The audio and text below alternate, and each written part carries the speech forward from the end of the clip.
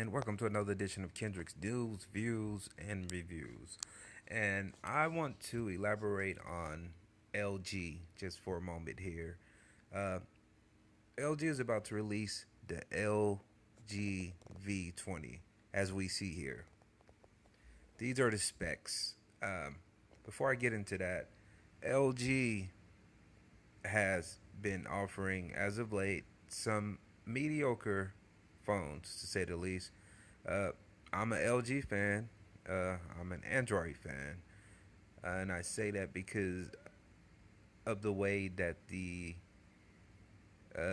iPhone has just got tired and boring.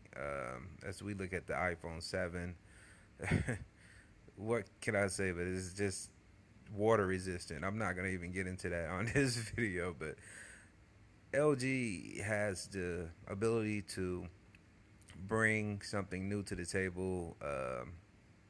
Likewise, Samsung, they have that ability to introduce us to something new, fresh, and brand new ideas. But the LG V20 is kind of like the sequel to the LG V10, which was a great phone. Uh, Everything about that phone was great. And can they top that is the question, because LG has the ability to downgrade instead of upgrade. I don't know what's going on. Um, I said this on several of my other videos about the LG Stylo. They had a great phone. It had great reviews for a low budget phone. It still kicks ass after over a year of being released. It's still a top tier phablet, and I enjoy watching videos on the 5.7 screen, the 720p display. We wanted more. We wanted a 1080. They didn't give us that. With the Stylus 2 Plus, they kind of downgraded. Now here we are with the LG V20. Let's look at the specs. It's 5.7. 1440 by 2560 pixels. This will have a 16 megapixel camera in the back, as well as 4 gigabytes of RAM, 3200 milliamp battery. This will have dual cameras, by the way, to say the least. As you guys could see, that LG will be releasing this phone this month. Supposedly be on the 20th of this month, to be exact, October 20th.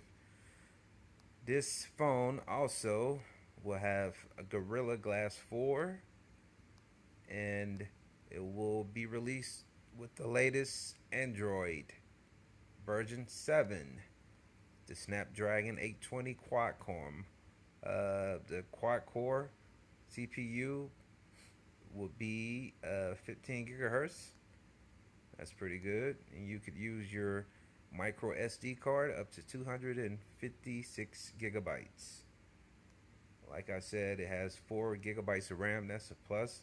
But on the cameras, that's what a lot of people kind of buy LG phones for. You will have the 16 megapixel, and you will have an 8 megapixel with laser autofocus, OIS LED flash, which is definitely great. That's one thing LG has learned to master, is the ability to make great phones. And the front-facing camera would be the 5 megapixel camera. But to say the least, my question, I want you guys, the link is in the description, by the way, if you want to read these specs. But to definitely, has a fingerprint scanner also. Leave your comments. Do you think that this will be the flagship for LG?